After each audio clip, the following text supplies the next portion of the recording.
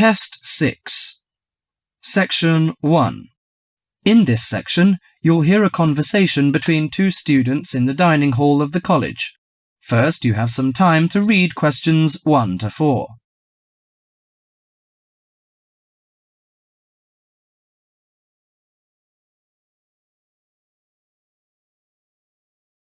Now listen carefully to the conversation and answer questions 1 to 4. Hi Max, how are you? Hi Melanie, I'm fine. In fact, I'm preparing the coming holidays and I want to have a car tour with my friends. That sounds lovely. How is your preparation? Well, I haven't begun yet because I'm not quite sure how to rent a car and what the expense is like and something like this. Ha! You've run into the right person. I did the same last holiday and I can recommend it to you. I went to Avis Rent-A-Car Company, which is at 14A Dover Road, Oxford. Let me write it down. Is it DOVER? Yes, and the telephone number is 634-0963. But if you book for the first time, dial another number with extension. That is 634-0853, extension 54. Okay, thank you very much. I'll have a try.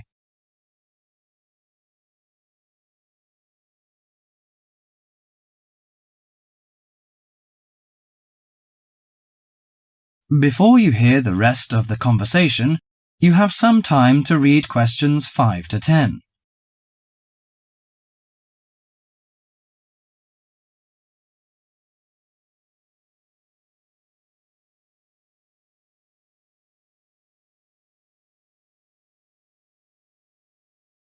Now listen to the conversation between Max and the assistant and answer questions 5 to 10. Good morning, Avis Rent-A-Car Company. How can I help you? Hi, I want to book a car for tour. I want to inquire some information about the grade of the cars and the prices. No problem. We offer a wide selection of rental cars to choose from luxury car to economy car, compact car, minivan, and pickup truck. Well, luxury car is obviously out of my price range, but compact or economy is not big enough. You know, we have 7 persons together. Well, how about a minivan? It's perfect for road trips and will make your journey feel like you're in a living room on wheels. I think that's good. Well, what does it feature? I mean, what facilities does it have? Unlike most minivans with manual transmission, the rental minivan cars have feature automatic transmission, air conditioning, and AM/FM stereo. If you drive a long, smooth way, you can use the cruise control, which will save you a lot of energy. Good. How much is the price? If you rent an intermediate one, it will cost you £55 each day. If it is standard, the cost is £45 per day. I think the standard is enough. Oh, we have a special 50% discount for weekends, from Friday to Sunday. But that doesn't apply to tax, recovery fees, and optional services. Well, what are the optional services? Well, they usually include some extra facilities, like first aid kit or something like that. I know. We plan to start off on Friday, so we have to prepare 1 day in advance. I want to book from 30th of April, which is Thursday, and it will end next Monday. Okay, could you leave your name and the driving license number? My name is Max, and the license number is M9021. Okay, you can pick up the car on Thursday noon. Besides, we offer some optional services like street maps, flashlight, and sunsheet. What would you like to have? Flashlight is not necessary, I think, but street maps are useful, especially when we drive in a strange place. As for the sunsheet, I'd like to give that a miss. We don't want to spend too much extra money. Okay, Mr. Max, thank you for calling. That is the end of section 1.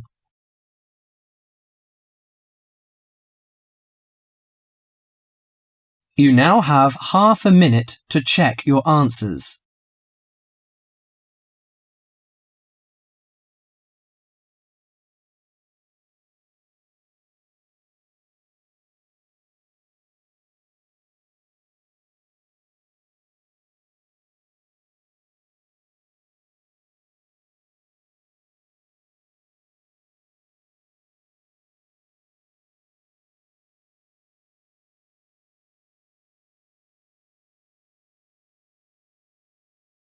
Section 2. In this section, you'll hear a TV program on an organisation of environment protection. First, you have some time to read questions 11 to 20.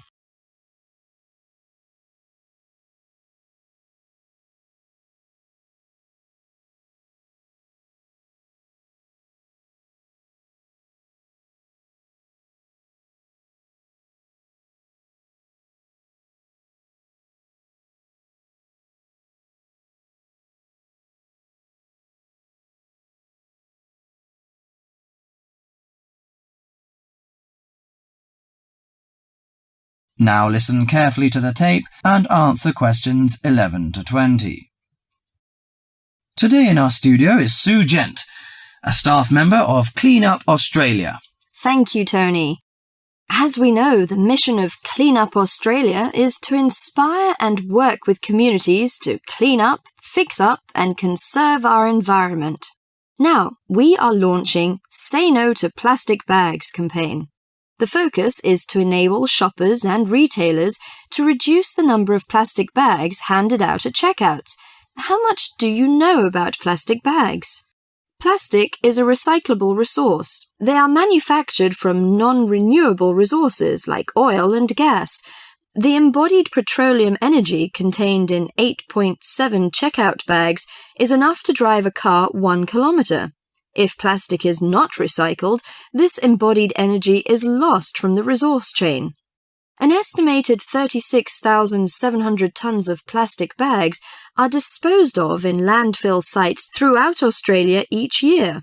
Australians dump 4,000 recyclable plastic bags into landfills every minute. How does plastic litter harm the environment? Many thousands of seabirds and marine mammals die every year around the world as a result of plastic litter. When the animal dies and decays, the plastic is free again to repeat the deadly cycle. There are 2 reasons that plastic bags are particularly problematic in the litter stream. Firstly, they last from 20 to 1,000 years. Secondly, they escape and float easily in air and water, travelling long distances. Now, any questions from you? How can I help reduce the number of plastic bags used? In addition to saying no to plastic bags at supermarkets, you can help reduce plastic bags at convenience stores and takeaway food shops. These retailers account for 47% of single-use plastic shopping bags. You can help in the following ways. For example, you can keep a reusable bag in your car or handbag to use for unexpected purchases. Besides, if you have placed a big order at a takeaway store, ask for the food to be packed in a cardboard box that can later be recycled. Could you tell me where I can recycle my plastic bags? Well, most larger supermarkets and local Stockland shopping centres have recycling facilities available. Remember to turn bags inside out and remove any receipts and food scraps before recycling. Contamination can cause problems in production and prevent recycled plastic from being used. What happens to recycled plastic bags? Plastic bags are recycled to make garden furniture, garden sleepers, flower pots, and new plastic bags. Should I use biodegradable plastic bags? A biodegradable product is one that breaks down safely, by biological means, into the raw materials of nature and disappears into the environment. There is currently no Australian standard for biodegradable plastic bags. This means there is no guarantee that bags will completely break down, as claimed by their manufacturer. Until an Australian standard has been developed and these bags have been tested, Clean Up Australia cannot recommend using plastic bags that claim to be biodegradable. Overall, do our best to refuse, reduce, and reuse plastic bags whenever possible. If you throw plastic bags away, tie them in a knot. This limits the chance that they'll blow out of a bin or blow away in landfills. By following a few simple steps, we can stop plastic bags from blocking our drains and creeks, injuring our precious marine life, and harming our wildlife.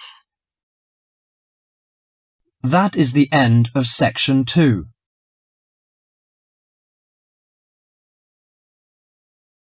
You now have half a minute to check your answers.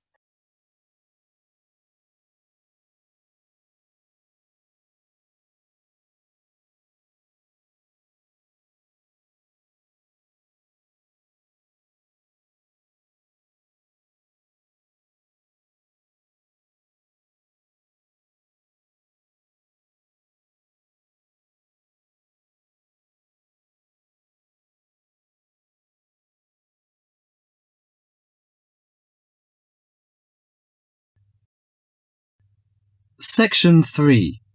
In this section, you'll hear a conversation among two students and their tutor about the presentation they are going to make at the tutorial class. First, you have some time to read questions 21 to 30.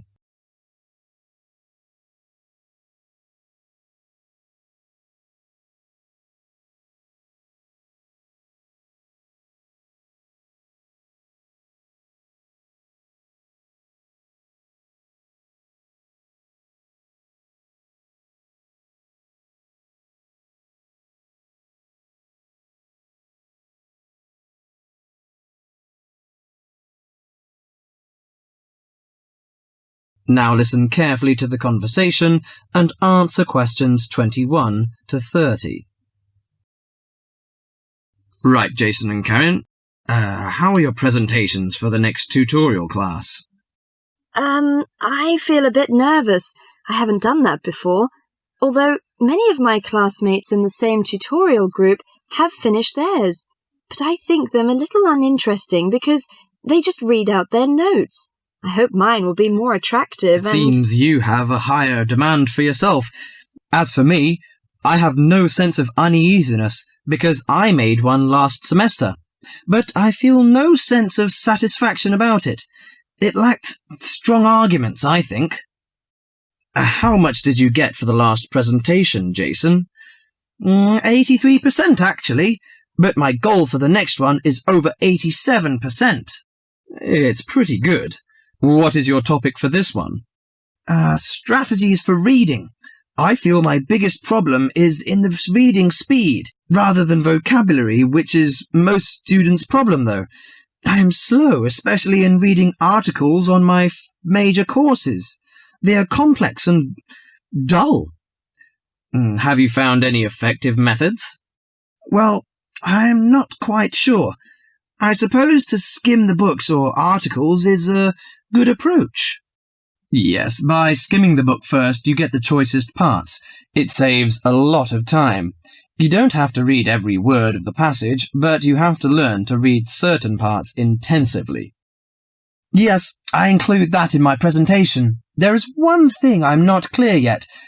Why don't we make presentations more related to our major?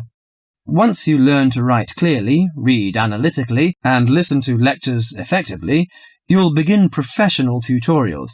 That means you should start from the basics. Well, Karen, how is your presentation? I am still in a panic. I want to find some more interesting topics about writing, but I wonder what articles I can refer to, because there are so many of them. Did you get the list of the reading materials handed out last class? Yes, but there are over 20 on it. I have only a week to prepare, so I wonder if let me give you some suggestions. You needn't read them all because some of them deal with the same issue. The article by Holsworth is really worth reading. It covers the aspects of organising the thoughts and ideas. Okay, Holsworth. You should also read the article by Jackson, but just look at the part on research methodology, how they did it. Right, I'll read that one. You should also read the article by Fisher, but just look at the part on the writing plan. That is, how to plan your writing in a systematical way. Okay, Fisher, got that. And if you have time, the one by Risewell says very relevant things. It teaches how to title your articles and make it appealing. You should finish the whole book. Okay. Now, the one by Burns, if I were you, I wouldn't bother with the whole passage. Just read the conclusion, which summarizes the use of rhetoric. Oh, now I understand. Thank you very much. That is the end of section 3.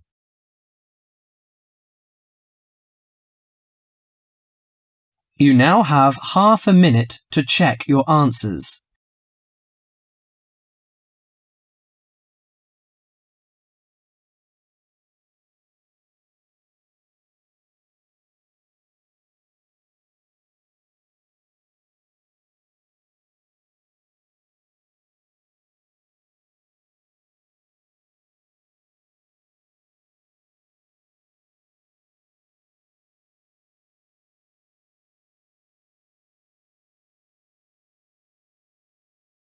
Section 4.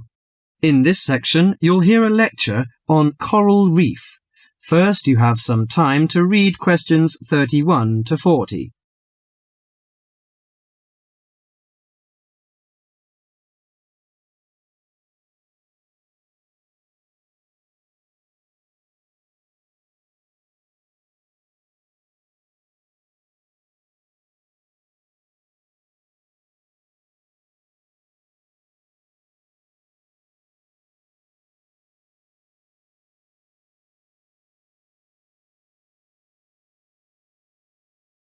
Now listen carefully to the lecture and answer questions 31 to 40.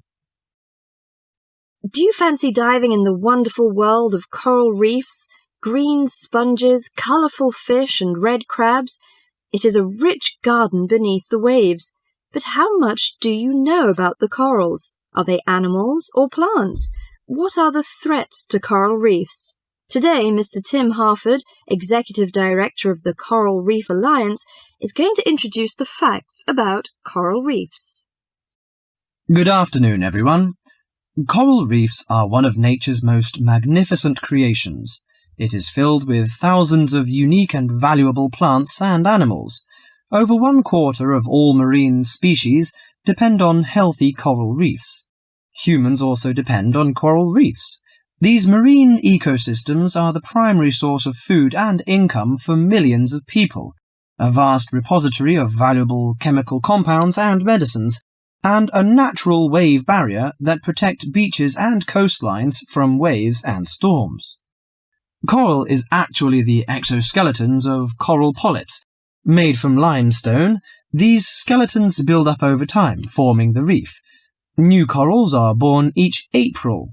At a certain hour, on a certain night, mature corals suddenly release clouds of eggs and sperm into the sea. After the fertilized eggs take root on the seafloor, they can grow up to 15 centimeters per year. Coral reefs are present in the waters of over 100 countries. These are warm, 18 to 29 degrees centigrade, shallow, sunny regions primarily between the tropics of Cancer and Capricorn. Only clear, warm salt water can support a coral reef.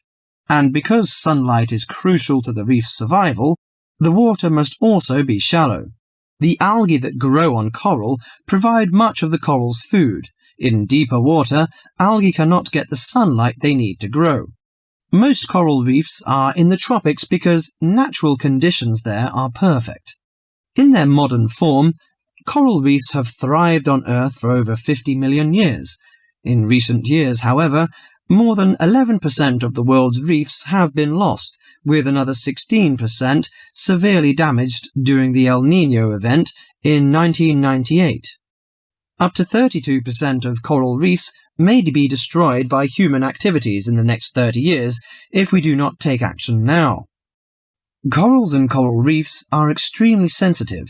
Slight changes in the reef environment may have detrimental effects on the health of entire coral colonies. These changes may be due to a variety of factors. One of the greatest threats to coral reefs is human expansion or development. As human population increases, so does the harvest of resources from the sea. Due to overfishing, reef fish populations have been greatly decreased in some areas of the world. The removal of large numbers of reef fish has caused the coral reef ecosystems to become unbalanced. As we know, corals are also very popular as decorations. A large amount of the most healthy corals are selected by commercial collectors.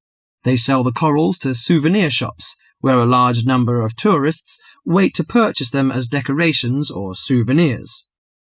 Coral reefs also receive much damage from both commercial and private vessels.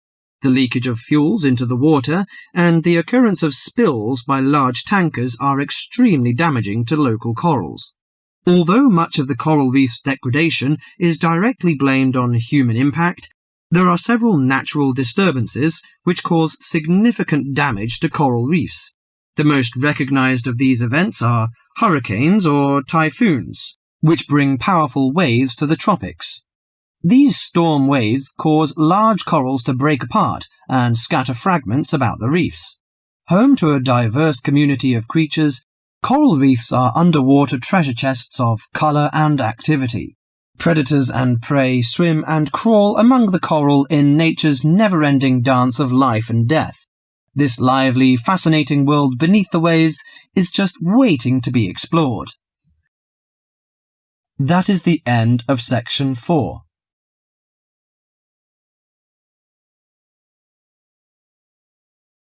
You now have half a minute to check your answers.